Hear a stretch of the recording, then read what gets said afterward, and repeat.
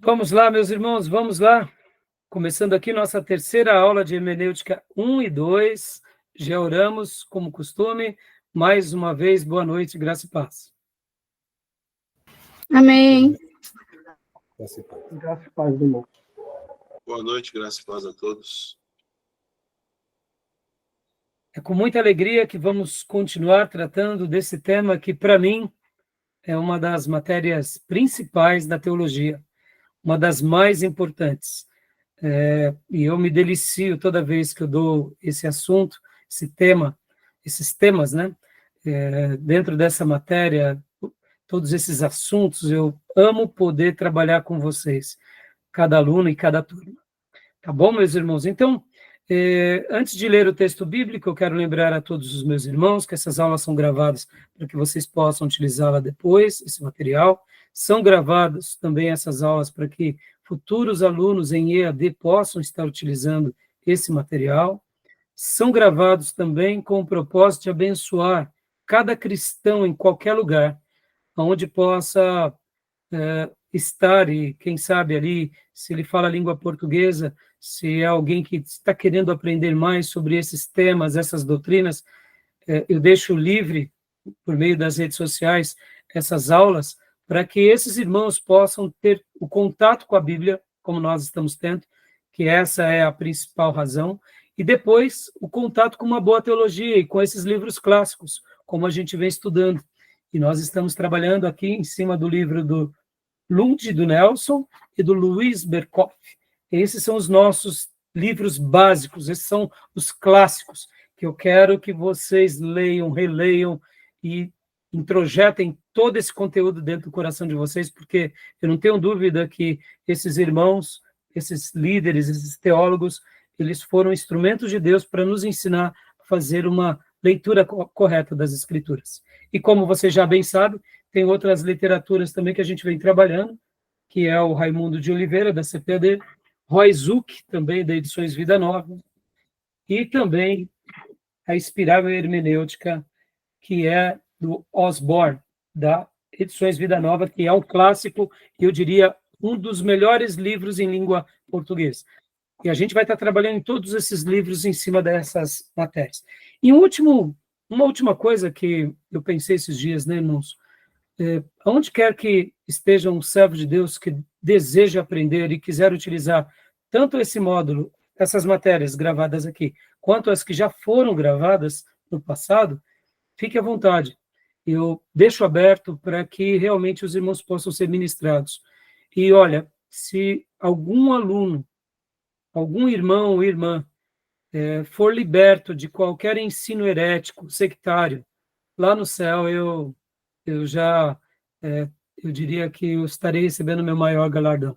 Só de saber que um irmão saiu de um princípio errado, de uma interpretação errada, de uma igreja doente, de uma leitura vesga, e se esse irmão aprendeu a amar a Bíblia e seguir a Bíblia de forma correta, e assim se entregou a Jesus, e em obediência à palavra de Deus, seguiu a palavra de Deus como uma boa interpretação nos ensina, lá no céu eu poderia dizer que se eu conhecer alguém que abençoei, o meu galardão já será esse, tá bom? Então, fica aqui nessas recomendações. E vamos agora a um texto bíblico. Eu gostaria de pedir ao irmão ou à irmã que desejar, leia para nós Mateus, capítulo de número 22, versículo de número 29, um texto que Jesus está falando ali, repreendendo alguns líderes religiosos. Então, quem achou pode ler para nós. Aqui Jesus está repreendendo aos saduceus, mas no capítulo de número 23, logo na sequência, Jesus também repreende a vários mestres da lei, aos fariseus. Então percebam que essas porções de Mateus vão ser porções que o Senhor está repreendendo quem? Os líderes religiosos dos seus dias. E não é porque uma pessoa é um líder religioso que ele faz, muitas vezes, uma leitura bíblica correta. Tá bom? Então, quem quiser pode ler para nós Mateus 22, 29.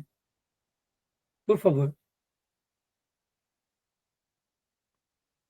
Respondeu-lhe Jesus: Errais não conhecer as Escrituras, nem o poder de Deus. Obrigado, minha irmã. Errais porque vocês não conhecem as Escrituras e nem o poder de Deus. Perceba, conhecer as Escrituras é importantíssimo e conhecer o poder de Deus também é importantíssimo. E não tem poder de Deus que não passe pelo respaldo das Escrituras. O verdadeiro poder de Deus, ele passa pelo crivo, ele passa pela peneira das Escrituras. Porque Deus, ele não é homem para que minta, nem filho do homem para que se arrependa. Ou seja, tudo que ele fez e faz, ele já deixou a sua palavra como guia do viajante, como o mapa do peregrino, como a bússola para o navegante. A Bíblia para nós é isso. Tá bom, meus irmãos? E hoje nós estaremos continuando aqui, fazendo a leitura dos slides, e hoje nós estaremos mergulhando no livro do Lund e do Nelson. E, por ser uma obra clássica, irmãos, percebam, eu estarei diminuindo a marcha. Eu não terei pressa. Eu irei com muita calma no livro do Lund e do Nelson, em cada tema, porque mais do que dar uma aula e julgar aqui um conteúdo para vocês, eu estarei tentando passar todas essas informações ao ponto em que vocês possam assimilar cada uma dessas lições. E só para vocês terem uma ideia, meus irmãos, em alguns módulos eu gasto de 8 a 10 encontros, 8 a 10 dias, né? Hoje, por exemplo, é o nosso terceiro dia de aula. Mas se nós precisarmos gastar 11 encontros ou 12 encontros, não tem problema. Depois eu vou fazendo os ajustes com os outros módulos, porque cada turma tem uma necessidade. Por exemplo, essa turma, graças a Deus, o Senhor está me dando um privilégio, porque alguns anos atrás, no ano de 2022, eu fiz esse módulo com o pastor Dione e com o nosso irmão Ivandilson. Então, percebam, quem estava comigo nessa turma era o pastor Dione e o irmão Ivandilson. Se não me falha a memória, o Felipe Ente já tinha feito esse módulo, então ele não precisou fazer. Percebam, hoje nossa turma está um pouco maior. Então, cada turma tem uma assimilação. Muitas vezes, aquela informação do livro, para aquela turma, vai ser mais assimilada, vai ser mais clara, vai ser mais lúcida. Para as outras turmas, de repente, o debate se torna um pouquinho maior, tá bom? Então, a gente vai com muita calma, com muita paciência, porque o que eu quero é que vocês aprendam e acomodem cada uma dessas informações, tá bom? Tudo bem até aí? Alguma dúvida? Alguma pergunta? Então, não. Joia. Então, vamos aqui para o nosso slide, meus irmãos, vamos lá? E como eu disse para vocês, hoje a gente vai estar trabalhando, né, em cima do material do slide. E fazendo um comentário básico aqui do texto que o Tomé leu. Esse texto, irmãos, mostra que nós não podemos fazer uma leitura errada da Bíblia. E nós não podemos fazer uma leitura errada do poder de Deus. É óbvio que todos nós gostamos do místico, do sobrenatural. Mas nem sempre o sobrenatural e o místico, eles podem ser úteis a nós. Porque, como eu disse na última aula, quem é que nos garante que é somente nós, povo de Deus, que tem o acesso ao sobrenatural? Nós temos o acesso ao sobrenatural de Deus, mas o poder sobrenatural, ele existe, inclusive, por parte do mal. Então, quantas são as pessoas que são enganadas? Enganadas por Satanás, enganadas por religiões, por falsos profetas. Pessoas que começaram um dia, eu diria, até com um bom propósito, mas que eles se enveredaram para caminhos tortuosos. Podem ver que Balaão é um grande exemplo disso. Balaão foi aquele profeta que ele profetizava num primeiro momento para as coisas de Deus, para as pessoas em nome de Deus, e em um dado momento ele se desvia. Balaão virou sinônimo de um profeta errante, de um profeta que se corrompe. Balaão se tornou um tipo de profeta que se desvia dos caminhos. Podem ver que quando Deus fala com ele não dá ouvidos para Deus. E Deus, inclusive, usa a mula para repreendê-lo. Então, percebam como podem existir pessoas que um dia até começaram bem, em algum momento se perderam. Então, fazer uma leitura bíblica das Escrituras é importante. Os saduceus, aqui nessa passagem, eles faziam uma leitura vesga, uma leitura errada. E um pouquinho para frente, em Mateus capítulo de número 23, nós vemos que Jesus repreende os fariseus e os chama de hipócrita. É um dos sermões mais duros de Jesus. Agora, percebam que aqui, no capítulo 22, do versículo 23 ao versículo 33, Jesus repreende os saduceus, e no capítulo 23 inteiro, Jesus repreende os fariseus, ambos mestres da lei, ambos estudados, mas eles estavam fazendo o quê? Errando porque não conheciam as Escrituras direito, e muito menos o poder de Deus. Que Deus nos livre disso, tá bom, meus irmãos? E que o Senhor nos ajude. E deixa eu ensinar uma coisa aqui para vocês, né? A primeira hermenêutica errada foi feita aqui na Terra, sabe onde, irmãos? Sabe quem interpretou erradamente a palavra de Deus em primeiro lugar aqui no planeta Terra? Vocês deduzem? Vocês chutam quem é? Quem quer dar um chute aí? O Éden, né? A mulher. A mulher? O Éden. Você acertou na trave. A serpente? Exatamente. Na realidade, a serpente faz a hermenêutica errada da leitura correta da mulher. Porque quando a serpente começa a gerar dúvida na mulher, a mulher responde, não, Deus disse que nós podíamos comer de todo o fruto, menos do fruto do conhecimento do bem e do mal. E aí vem a serpente e faz a hermenêutica errada. Mas ela fez de propósito, né? Hã? Não digo errado, é que ela fez de propósito. Sim, claro. É óbvio, a sagacidade. É o arqui-inimigo. Então, na realidade, Eva caiu no laço desse teólogo macabro, entendeu? Uhum. Porque até ali Eva tinha sido tentada, até aí nenhum problema. Mas no momento em que a serpente começa a jogar dúvida na cabeça dela pelas perguntas, e aí ela dá o ouvido às dúvidas, e ela não se posiciona na interpretação correta e abre margem à dúvida, o diabo ganhou a mente dela, ganhou a mente de Eva. Então, por isso que eu disse, você bateu na trave. Agora, o Tomé rebatou e fez o gol para vocês dois aí. Isso aí foi lá no Éden. Mas percebam que a primeira hermenêutica errada se dá no Éden. É assim que Deus disse, não comereis de toda árvore do jardim. Aí o que acontece, que pode ver, ele sagazmente distorceu. Por isso que o Senhor disse para nós em Mateus 22, no texto que lemos 29, errais porque não conheceis as Escrituras. Se Eva tivesse, naquele dado momento, falado, não foi isso que Deus disse. Não foi isso. Não foi isso, não. Deus disse para não comer.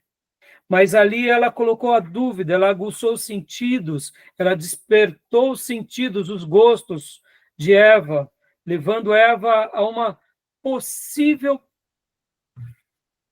inclinação sem consequência. E ali ela abre margem, né? E ali o diabo conseguiu, com a sua sutileza, enredar Eva e, consequentemente, Adão. Agora, percebam, olha aqui, por que eu estou gastando esse minuto aqui nessa aula, nessa abertura? O diabo, ele é um teólogo, ele é um conhecedor milenar, e ele vai gerar dúvida no coração daqueles que são vacilantes, aonde? Na palavra. Por isso que essa aula, como eu abri ela há alguns anos atrás, estamos há 3 anos atrás, com o pastor Johnny e com o irmão Ivan Dilson, eu até dizia assim, que a hermenêutica, num primeiro momento eu dizia para eles que a hermenêutica é a coluna vertebral, aí depois eu disse, não, a hermenêutica não é a coluna vertebral, a hermenêutica, ela é aquilo que vai dentro da coluna vertebral. A coluna vertebral da teologia é teologia sistemática, mas a hermenêutica é a essência, é essa medula, está dentro da coluna vertebral. Então, perceba que a interpretação vai ser fundamental para nós. E aqui, Eva, ela estava na perfeição e ela foi enganada. A pergunta que fica é a seguinte: e nós, que nascemos em pecado e somos imperfeitos? Percebam o quanto nós precisamos aguçar os nossos sentidos e pedir misericórdia a Deus. Porque se a gente não fizer assim, a gente também vai cair em algum erro de interpretação. E percebam, todos nós somos seres influenciáveis. Não há ninguém que não seja influenciável. Uns são influenciáveis para o bem e outros são para o mal. Que a nossa maior influência seja aquela vinda do Espírito Santo e da palavra de Deus. Tá bom, meus irmãos? Agora, olha só que interessante. Essa foi a primeira hermenêutica errada na Terra. Mas e qual foi a primeira hermenêutica errada em toda a criação? Poderia dizer a primeira hermenêutica errada no mundo espiritual. Será que aconteceu em algum período alguma outra leitura errada de algum outro ser? Uhum. Onde? Hã? Lúcifer. Lúcifer, pegou. Parabéns, Júnior, é isso aí. Lúcifer, ele consegue criar uma leitura errada do que Deus tinha dado para ele, e para piorar a situação, ele consegue persuadir outros seres espirituais que estavam também próximo de Deus, que são os anjos, que deram ouvido a ele, e que todos se rebelaram e todos foram expulsos do paraíso. Ou melhor, né, desse lugar onde Deus habitava com todos os santos anjos.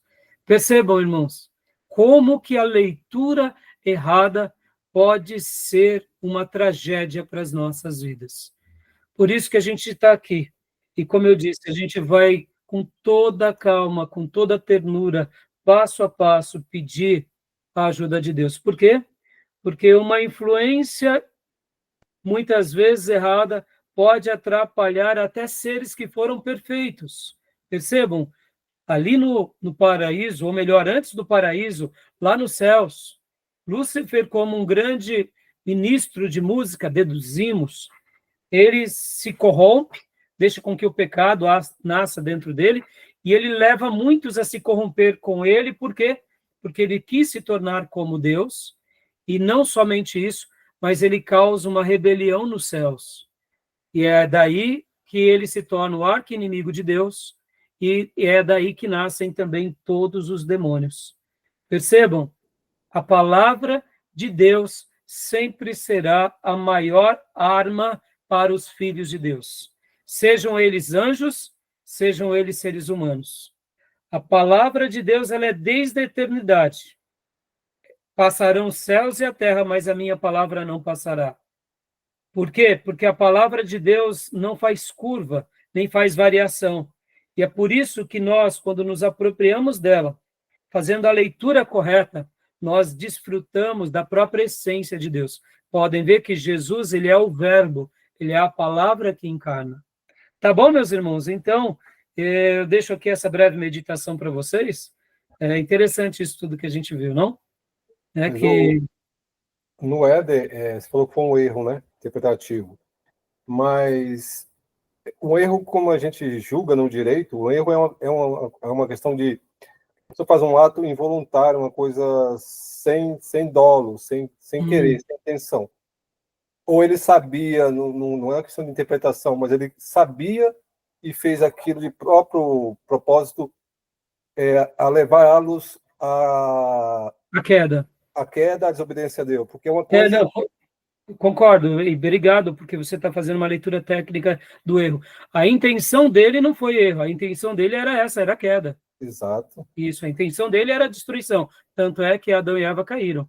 Mas eu digo assim, eles caíram no erro, né? Porque eles se deixaram levar por uma serpente que deu um argumento que no primeiro momento foi plausível. Não, Deus apenas não quer que vocês conheçam o bem e o mal, né? E de fato estamos aqui por causa disso, né? Então, assim, Adão e Eva caem no erro, mas eles, querendo ou não, por isso, né, Júnior, que a gente vê que o pecado original, a sua fonte é a desobediência. E quando a gente fala a desobediência consciente, e por isso que também a base dessa desobediência é o egoísmo, ou seja, eles quiseram realizar a sua vontade. Então, foi consciente, mas foi sagaz, né? Foi com muita astúcia, né? Foi. E Jesus fala que ele é o pai da mentira, né? Não estou falando da questão do dolo, né? Da intenção, do querer. É isso aí. Mas obrigado, Júnior. Já acrescentou bastante aí a sua temática técnica, né? Seja bem-vindo, irmão Reis e irmã Reis, Felipe Reis e Elaine Reis. Já estamos em aula aqui, tá, queridos? Glória a Deus. Joia. Olha aí, nosso querido Reis e Elaine Reis. Eu escrevi na minha apostila, irmãos, uma frase que diz assim: hermenêutica para mim também é ler o coração de Deus, conhecer a sua mente, cumprir a sua vontade e acreditar de todo o coração em sua revelação especial. Tá bom, meus irmãos? Então, eu deixo aqui essa meditação e essas diretrizes para todos nós, tá bom? Joia? Então, vamos lá, vamos continuar, meus irmãos, o nosso slide aqui, que tínhamos parado na última aula, na terça-feira, né? Então, vou compartilhar aqui com vocês. Né? Vamos lá. Compartilhando aqui. Querido irmão Júnior, leia para nós. Opa, compartilhei errado. Leia para nós aqui essa parte. Deixa eu ver aqui, não é aqui. Isso. Leia de novo, nós paramos nessa página. Como eu disse, irmãos, nós vamos paulatinamente, sem muita pressa, porque eu quero que vocês acomodem todo esse conhecimento, tá bom? Okay. Hoje é o nosso terceiro dia de aula, então ainda temos fora hoje, mais 7 encontros, pelo menos. Leia para nós, Júnior, por favor. Pode ler do início aqui? Isso, pode ler. Para uma correta aplicação das Escrituras na pregação, devemos, antes, ter uma atitude correta de estudo com relação ao texto sagrado. A Escritura nada se acrescentará em tempo algum, nem por novas revelações do Espírito, nem por tradições dos homens. Reconhecemos, entretanto, se necessária a íntima iluminação do Espírito de Deus para a salvadora compreensão das coisas reveladas na palavra, e que há algumas circunstâncias quanto ao culto de Deus e ao governo da Igreja, como às ações de sociedades humanas, as quais têm de ser ordenada pela luz da natureza e pela prudência cristã, segundo as regras gerais da palavra, que sempre devem ser observadas. Jóia. Nós tínhamos lido e debatido, inclusive, paulatinamente, esse parágrafo. Agora, nós estaremos continuando, e eu gostaria de debater agora esses detalhes, porque como foi lido, né? Hermenêutica com segurança, nós precisamos ter uma atitude correta de estudo, ou seja, nós precisamos ter esse coração inteiro, a mente atenta, os cuidados com a palavra, uma leitura adequada, ou seja, tudo fazendo isso com muita sobriedade, com muita piedade, avaliando aquilo que é revelação, aquilo que a Bíblia mostra como doutrinas fundamentais, e aquilo que a Bíblia deixa aberto como algo secundário, a gente dá o direito de deixar como algo secundário. Se Deus não quis fechar, quem somos nós para fecharmos? Só uma observação, irmãos. Lembram que, certa ocasião, os apóstolos chegaram para Jesus e disseram: Jesus, está alguém aqui que está expulsando o demônio e não está conosco. Lembra desse episódio? E o que Jesus disse sobre essa indagação? No primeiro momento, legítimo, né? Como Jesus e os 12 estão ali e tem alguém ali na rua de baixo expulsando o demônio em nome de Jesus e não está nem com Jesus nem com os 12. No primeiro momento, a pergunta dos apóstolos era: Senhor, fala para o dito cujo ficar aqui do nosso lado, que negócio é esse? Como ele pode ficar longe da gente? O que Jesus respondeu, vocês lembram? Quem não é contra nós é por nós? Exatamente. Jesus disse, olha, pode deixar ele, porque aquele que não é contra nós é por nós. Ele está fazendo no meu nome, ele é um dos meus. Ele só não está com vocês no time apostólico, mas ele é meu discípulo. Deixa ele. A obra que eu tenho para vocês é diferente da obra que eu tenho para ele, mas todos vocês são meus. Percebam, irmãos, nós somos tribais, nós somos pequenos. Então, aqui, nós estaremos colocando toda a nossa atenção naquilo que é prioridade. E no que é secundário, vamos deixar como secundário. E não vamos querer fechar o que Deus não fechou. O que ele deixou aberto, ele deixou aberto. Tá bom? E agora, Júnior, continua para nós, condições para que se faça uma hermenêutica segura. Só um detalhe, né? O João também tinha um discípulo dele, né, no início, né? João Batista.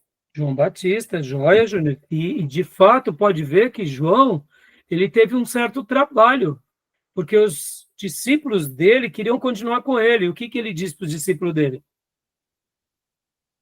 Né? Lembra? Jesus, quem lembra as palavras de Jesus? De João, né? De Jesus, de João para os seus discípulos, né? Lembra? Fala, importa que ele cresça, que eu diminua, né? Exato. E aí João também dizia, segue-o. Esse daqui que vocês têm que seguir. Em outras palavras, acabou o meu tempo. O que será de mim? Não sei, eu sou dele, mas agora o chefe é ele. Ele falou que era o precursor, né? Ele era o precursor do Cristo, ele falou. Eu só vim anunciar que ele viria. Ele veio, deixa ele agora fazer o que bem entender. Uhum. Então, perceba que João ali demonstra para nós essa humildade, essa clareza, né? E o papel, né, Júnior? E pode ver que ele se autodenominava uma voz, né? Ele era um profeta, mas ele falava, não, eu só sou uma voz que clama no deserto. Eu sou o cumprimento de Isaías. O que mais? Mais nada. Deus não precisa... Abriu o caminho, ele falou, né? Queria abrir o caminho do Cristo. Ele só veio arrancar os tocos, né, Júnior? Arrancar as árvores, os tocos, as pedras grandes, né? Ele veio só fazer isso, e o Cristo passou com em pés, eu diria, com os pés sem vacilar, né? Com o caminho aberto, ele deixou tudo pronto. João, irmão, na minha opinião, a vida e a obra de João Batista é apaixonante. Tá bom? Então leia para nós, Júnior, por gentileza. Ok. Condições para que se faça uma hermenêutica segura. O uso de ferramentas espirituais e humanas. Espirituais, salvação, 1 Coríntios 2, 14 a 16, oração, Salmo 119, 27, santificação, Tito 2, 7, dependência do Espírito Santo, 1 Coríntios 2, 10. Dá uma pausa aqui, Júnior. Então, perceba, irmãos, nós não estamos aqui aprendendo a arte de interpretar a Bíblia na perspectiva científica. No direito, né, Júnior? Tem a hermenêutica do direito, não é assim? Tem. E a base deles é o quê? A fazer uma interpretação em cima das leis. Que leis? Das leis nossas no Brasil. Sim. Porque, afinal de contas, o nosso escopo de leis só tem sentido para nós. Não adianta fazer uma hermenêutica das leis americanas, porque não vai ter uma correspondência conosco. A gente pode aprender algumas coisas com eles, ou até mesmo na hermenêutica na história, no direito na história, mas para nós, e para quem estuda direito, o que importa é fazer uma leitura correta, de acordo com a nossa Constituinte, com a nossa Constituição, de acordo com a nossa realidade, os nossos costumes, ou seja, é algo científico, é algo acadêmico, mas voltado para o direito. Nós não queremos essa interpretação. Essa para nós não serve. Por quê? Porque mesmo que a Bíblia ela seja um livro de leis, ela é muito mais do que isso. Ela é um livro espiritual. Então, como base para que a nossa hermenêutica seja segura, precisamos de condições seguras. E qual é a principal ferramenta nossa? Da espiritualidade. Por isso que a hermenêutica bíblica só se faz quando uma pessoa passou pela porta do novo nascimento. Ou seja, ele tem uma perspectiva de espiritualidade.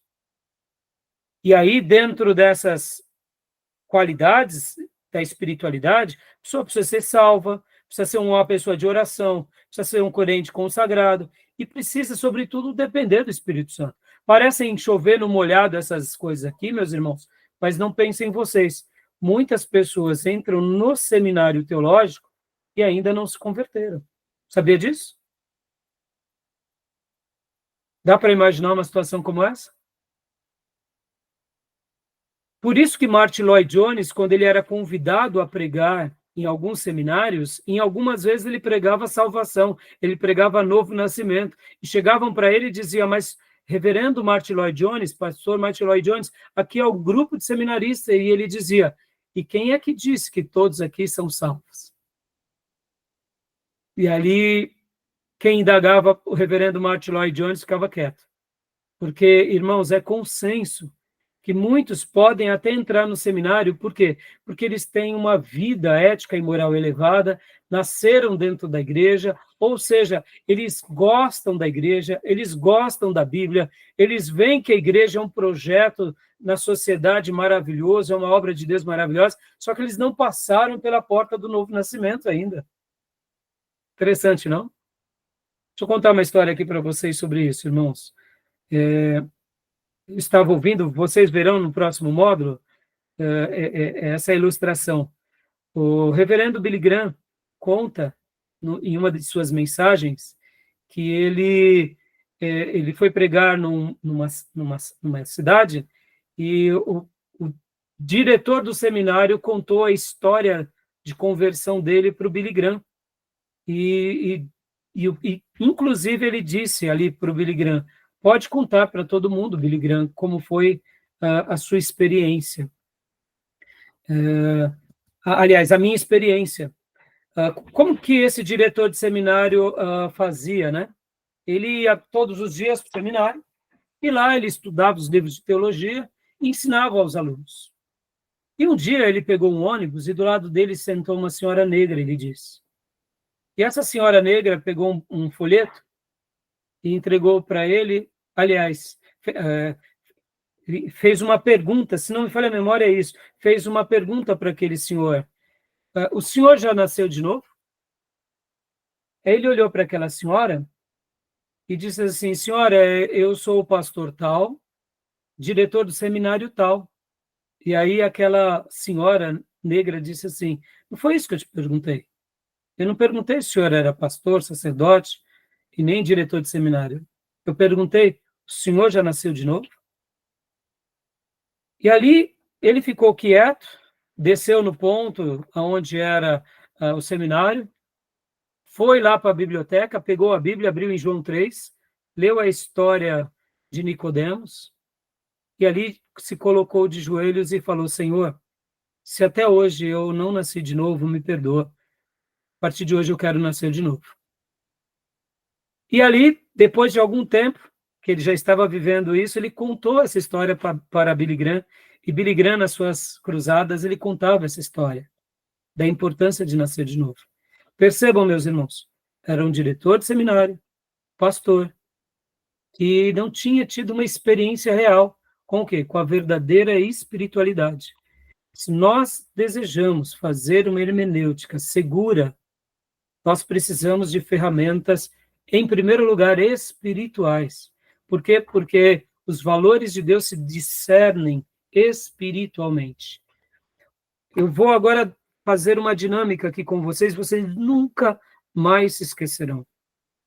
As duas coisas que nesse planeta possuem o Espírito de Deus são, 2 pontos.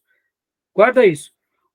Existem apenas 2 coisas que possuem parte de Deus no planeta, na nossa criação. Sabe quais são elas?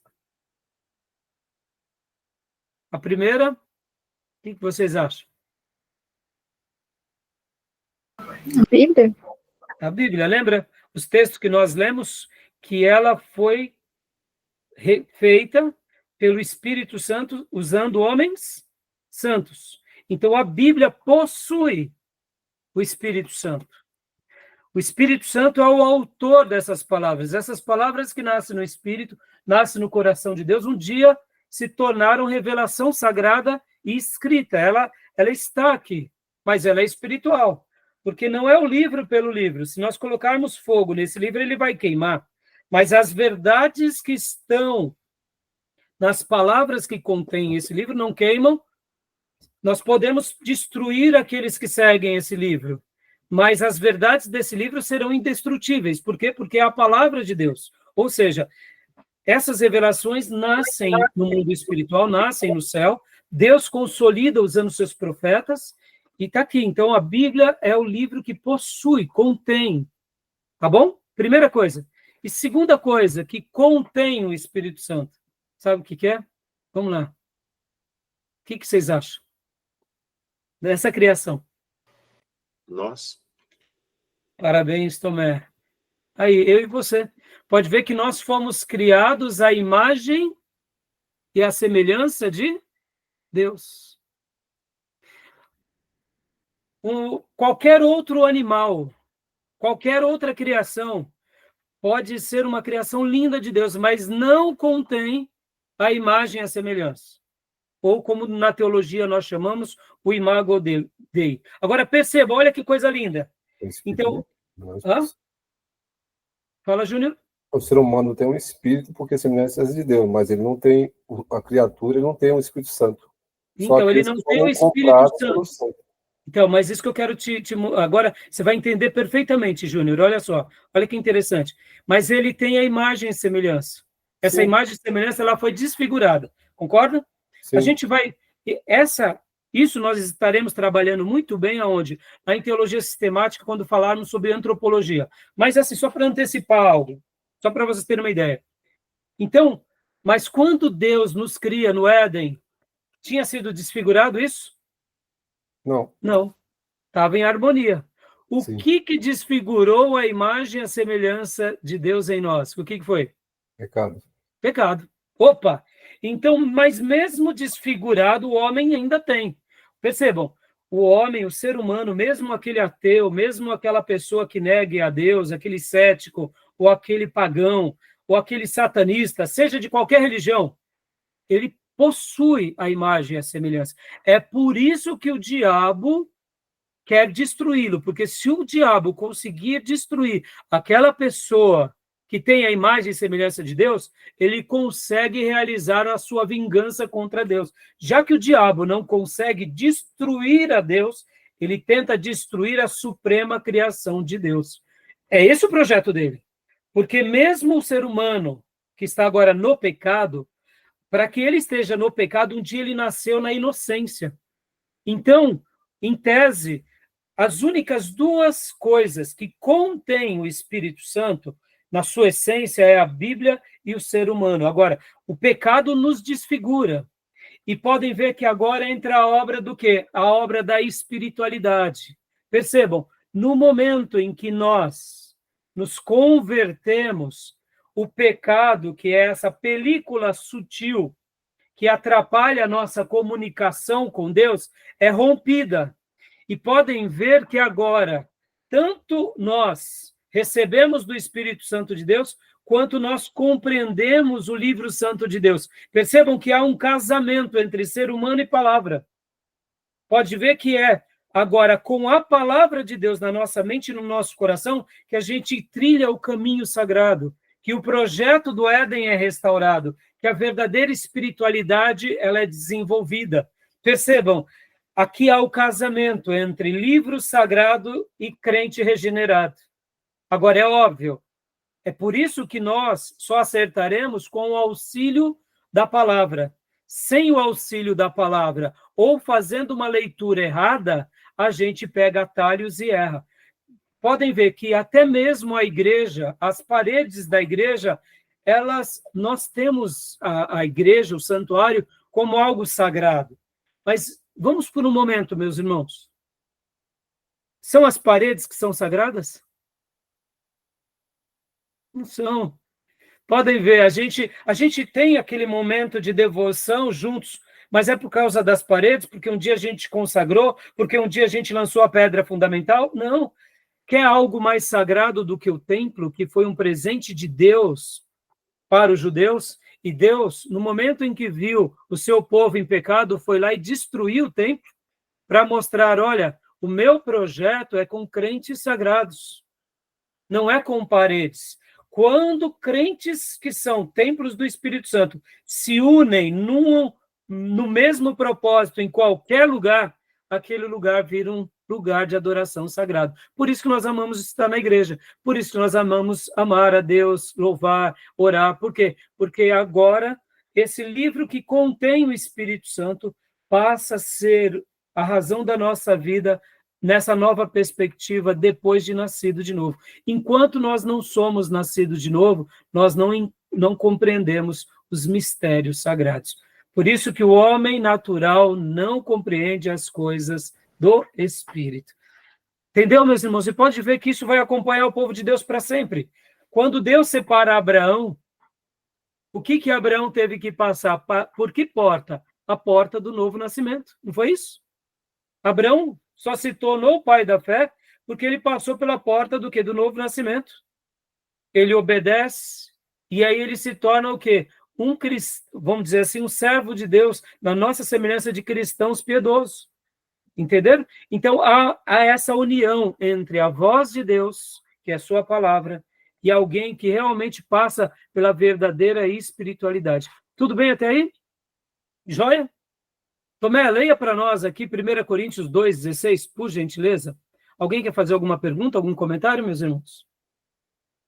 Pastor, eu queria fazer uma pergunta. Tá bom, Miriam. A Miriam queria fazer alguma pergunta, quem mais? Eu queria fazer também uma colocação a respeito desse texto de Corinto, o homem natural não compreende do Espírito, e qual é a harmonia que entra nessa questão do homem regenerado. Porque... Tá bom.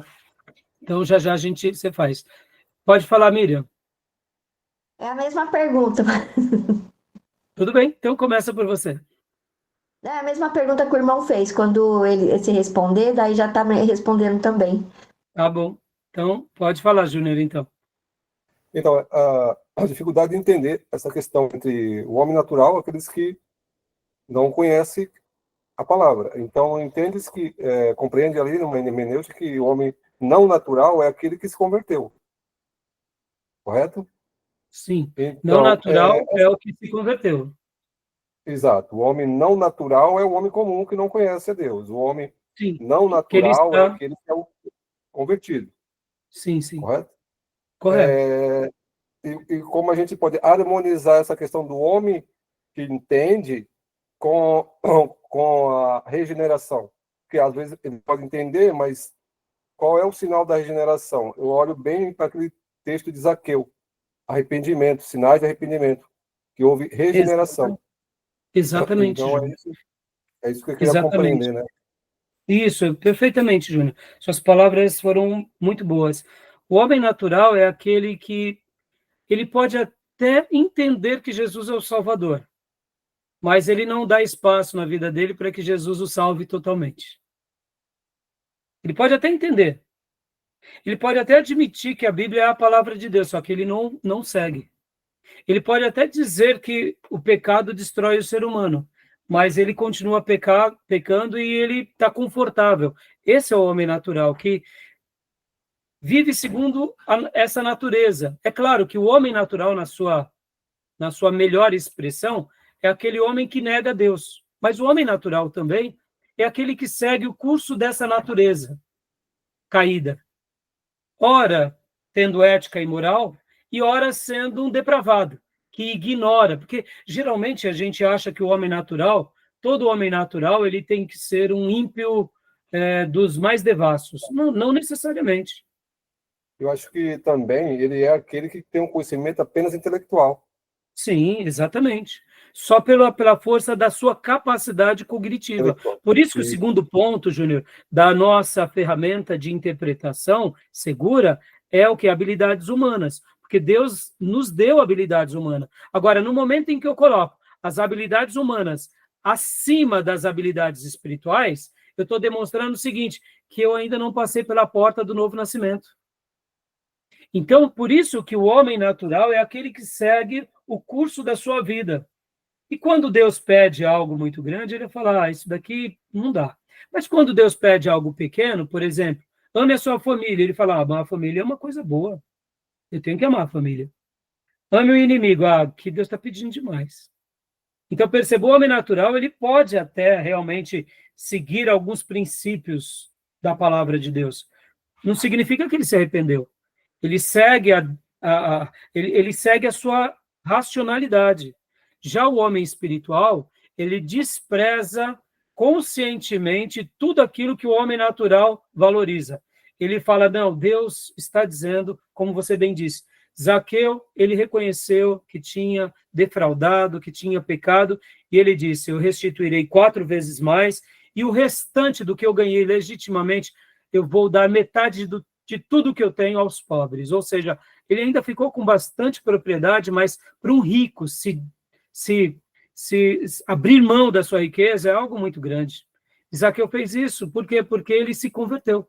Então, o homem espiritual é esse que, como eu disse, que é a película do pecado, porque, irmão, só uma última coisa, o pecado ele é muito sutil.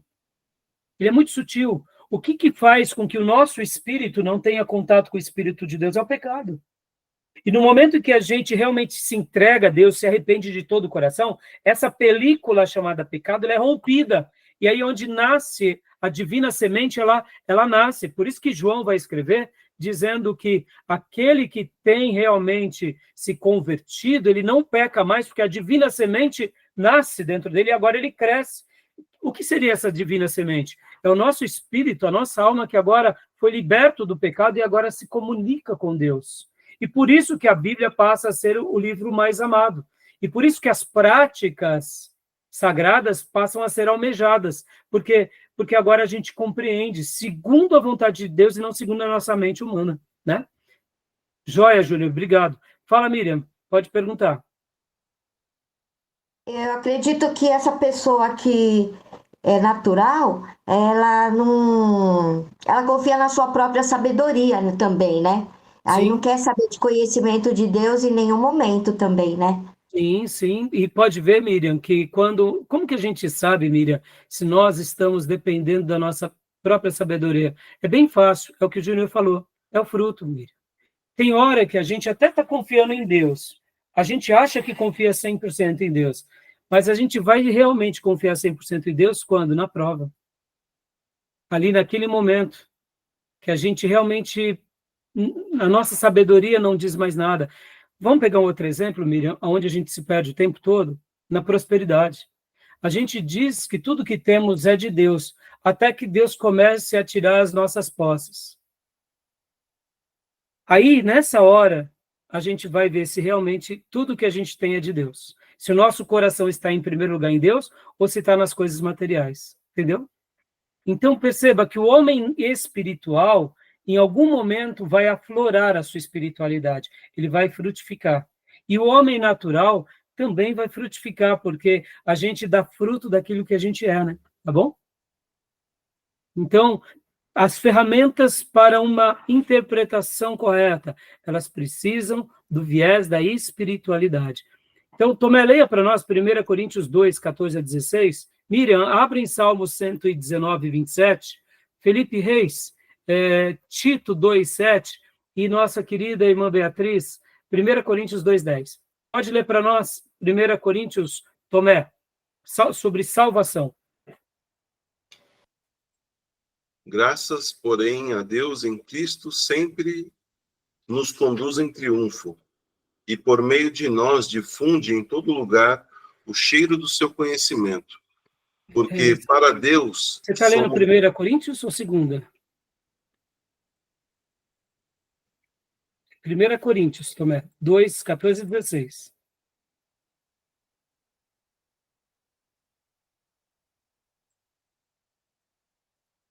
Você estava no... bloqueou seu microfone. Desculpa. É isso. Estava em O segunda, né? interessante é ficar onde eu estava lendo, no versículo 17 está escrito, porque nós não somos falsificadores da palavra de Deus. Mas eu vou ler aqui, peraí. Não, tá. Você estava em segunda, né?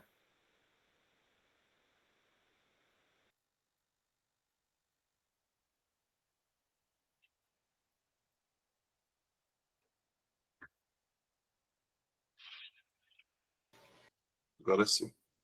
Joia, pode ler para mim. Ora, o homem natural não aceita as coisas do Espírito de Deus, porque para eles são loucura, e não pode entendê-las, porque elas se discernem espiritualmente. Mas o que é espiritual discerne bem tudo, enquanto ele por ninguém é discernido. Pois quem jamais conheceu a mente do Senhor para que possa instruí-lo? Mas nós temos a mente de Cristo. Obrigado também. Né? Agora, então, percebam, ferramentas espirituais, ser salvo, ter essa dimensão da espiritualidade. Segundo lugar, uma vida de oração, Salmo 119, 27. Lê para nós, Miriam.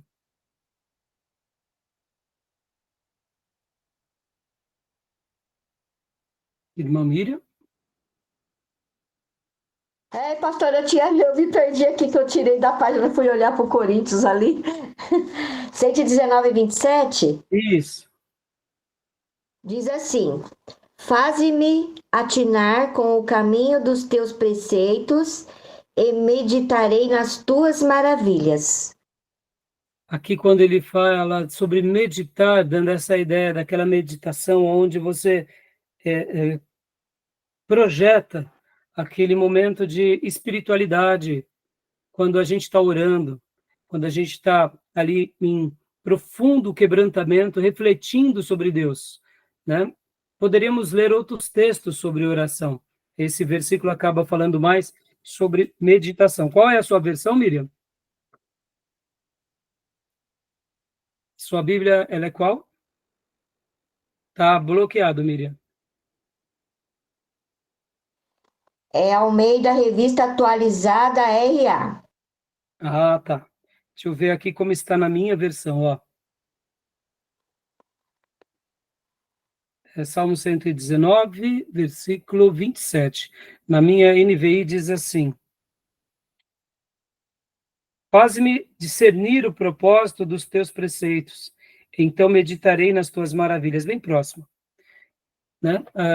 Poderíamos pegar outros textos sobre oração, né? São muitos outros os textos sobre oração, mas nós sabemos que a oração ela é fundamental na vida de um servo de Deus. Terceiro lugar, santificação. Tito, pode ler para nós, Reis? Diga, Júnior, você tinha mencionado, Júnior? A minha versão fala, assim falarei das tuas maravilhas. Assim falarei, né? Tá joia. Leia para nós, Reis, por gentileza, sobre santificação. Vou ler na NVI e depois na King James, que está um pouquinho diferente. Na NVI fala assim: em tudo seja você mesmo um exemplo para eles, fazendo boas obras. Em seu ensino, mostre integridade e seriedade. E na King James fala assim: que teu modo de agir seja exemplar em tudo. Na teologia, mostre integridade e sobriedade. Joia. Tá dando essa ideia de santidade. Gostei das duas versões. Então, para que a gente possa realmente entender, a gente tem que estar no caminho da santidade, no sentido mesmo de separar-se do mundo e também de absorver da forma que Deus nos deixou, né? Porque, querendo ou não, nós temos, para passar correto, a gente precisa, antes de tudo, ter experimentado de forma correta, né? Então, obrigado, viu, Reis? E dependência do Espírito Santo, 1 Coríntios 2,10, pode ler para nós, Beatriz? Tá. Mas foi a nós que Deus, por meio do Espírito, revelou o seu segredo. O Espírito Santo examina tudo, até mesmo os planos mais profundos e escondidos de Deus. Joia. A sua versão qual é, Beatriz? NTLH. Tá. Então, eu vou ler também na NVI aqui, 2,10, que diz assim: mas Deus o revelou a nós por meio do Espírito. O Espírito sonda todas as coisas, até mesmo as coisas mais profundas de Deus. Essa dependência de Deus, ela é fantástica, meus irmãos. Eu vou dar uma ilustração apenas. Muitos momentos da nossa vida, nós não saberemos o que será um passo à frente. Ah, pastor, mas isso é só conosco, com O povo de Deus que seguia a Deus, ele sabia de tudo. Aí eu pergunto, será? Não. Vou dar um único exemplo. Jesus, por 3 anos a 3 anos e meio, porque o ministério de Jesus é entre 3 anos a 3 anos e meio. Nós não sabemos que data exata Jesus começou a pregar. Que data foi o batismo? A gente tem uma leitura que 3 anos cheios foram. 3 anos e quantos meses? Nós não sabemos, mas temos uma ideia que é por volta de 3 anos a 3 anos e meio. Jesus esteve com os apóstolos, Jesus disse para eles, olha, eu vou morrer, mas fiquem tranquilos, eu vou ressuscitar. E aí eu pergunto, como eles estavam na morte de Jesus? Entenderam? Pastor, mas pera lá, quer o quê?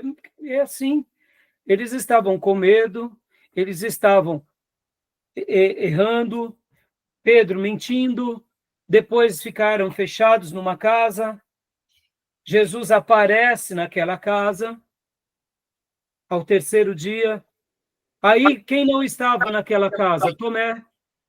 Lembra do episódio? Eu tenho uma mensagem tão linda que eu preguei há muitos anos atrás, uma hora eu vou até publicá-la nos meus canais de podcast, eu preguei sobre o apóstolo Tomé. Porque, meus irmãos, quando a gente pega, por exemplo, ali o texto sagrado, haviam 2 tipos de promessas. Jesus tinha dito, permaneçam, pois, na cidade até que do alto sejais revestidos de poder. Não era assim? Não era essa a promessa? Era. Mas, lembra, Jesus tinha dito, logo depois que ressuscita, ele disse, vamos lá para Galileia. Opa, peraí, é para ficar na cidade de Jerusalém? Ou é para ir para Galileia? Opa, qual que é qual? A promessa para a cidade era para os discípulos de forma geral. O Espírito Santo vai vir sobre Jerusalém. Mas Deus tinha um particular com os discípulos, que era para eles irem para Galileia. Mas Jesus aparece ao 3º dia, e quem está faltando ali? Tomé. Não é isso? Tomé vem, olha que interessante, Tomé entra, e ali todos falam, vimos o Senhor, e Tomé diz, se eu não tocar nele, eu não creio. Não é isso? Eu não sei se vocês já estudaram sobre esse tema. Há muitos anos atrás eu estudei, preguei, eu preciso pregar de novo sobre esse tema, espero que até uma hora vire um capítulo de um livro. O texto vai dizer que uma semana depois, Jesus volta àquela casa, e ali está Tomé. E aí Jesus diz, venha Tomé, toque em mim. E ali é onde Tomé declara aquelas palavras lindas, Senhor meu e Deus meu. Percebam, os apóstolos ficaram parados uma semana ali naquela casa, porque Tomé tinha virado as costas. Tomé tinha duvidado. O mestre tinha dito, vão para Galileia, mas Tomé falou, não, vocês estão contando uma história que não tem nada a ver. Agora eu te digo, Tomé não tinha visto o mar parar, de ficar agitado, ele não tinha visto a multiplicação dos pães, ele não tinha visto um monte de milagre. Poxa, porque ele foi duvidar da palavra dos apóstolos. Fala, Júnior. Lázaro ressuscitar. Lázaro ressuscitar. Ou seja, ele viu tanta coisa, ele viu o cumprimento da palavra, que ferirá o pastor e as ovelhas se dispersarão, mas ele fica, e a Bíblia vai dizer que uma semana depois o Senhor volta, e aí o Senhor aparece, ou seja, o Senhor ele tem paciência conosco, ele tem ternura, mas percebam, os apóstolos ali dependeram do Espírito Santo. Tomé foi visitado. E eu poderia falar que essa dependência aqui do Espírito Santo vai nos acompanhar por toda a vida, irmãos. Mas o que dá impressão também, assim, nos leva a essas oscilações dele, do tempo que eles ficaram com Jesus, todos eles oscilaram no período de Jesus, até porque quem operava ali era Deus em Cristo, e ele estava com Jesus, que teve, lembra a grande comissão, que chegou lá, eu vi o milagre, e etc, e tal. Mas a gente percebe que há uma oscilação dele, dá a impressão que ele não estava convertido, porque já no Ato dos Apóstolos, aí a gente percebe que, depois do Espírito Santo, que há uma intensidade deles. Júnior, essa é uma discussão muito legal que a gente trabalha muito em pneumatologia. E pode ver que esse tema da conversão, ele é bem visto, principalmente com Pedro. Se um dos apóstolos não era convertido, era Pedro. Porque Jesus diz ali para Pedro, Pedro, quando tu te converteres, ele era o líder dos apóstolos, e Jesus aponta. Agora, eu não posso falar pelos outros, mas olha só, de uma forma ou de outra, percebam, nós somos seres humanos imperfeitos, a gente não vai saber de um passo na nossa frente. Se nós não dependermos do Espírito Santo agora, amanhã, a gente naufraga. E os apóstolos, com toda a oscilação, eles venceram, porque na experiência de tentativa e erro, eles aprenderam a fazer o quê? Depender do Espírito Santo de Deus. Pode ver, irmãos, que isso foi com Abraão, Isaac, Jacó, José, foi com Moisés, o grande libertador de Israel. 40 anos ele triunfou grandemente ali no deserto, e em um dado momento ele peca. O Senhor diz, fala a rocha, ele fere a rocha. Ele dá um mau testemunho, ele e Arão, e Deus diz, Moisés, ali naquele episódio, Moisés não dependeu do Espírito Santo, né? Tanto é que ele trouxe ali uma tristeza para o coração de Deus. É óbvio que Moisés se arrependeu, mas percebam que é a dependência do Espírito Santo que nos dará vitória. Então, irmãos, olha, eu gastei esse tempão todo, praticamente essa aula toda, em cima ainda desse hermenêutica com segurança, mas percebam, qual que é a principal ferramenta da interpretação? Tudo começa pelo espiritual. E aí, agora a gente vai para o humano, tá bom? Então, vamos dar a nossa pausa. Alguma pergunta? Alguma fala? Alguma dúvida? Não? Então, vamos dar a nossa pausa para o intervalo. Daqui a 5 minutos a gente volta para darmos sequência. Tá bom, meus irmãos? Ok. Ok. Permaneçam aí na linha só mais um segundo.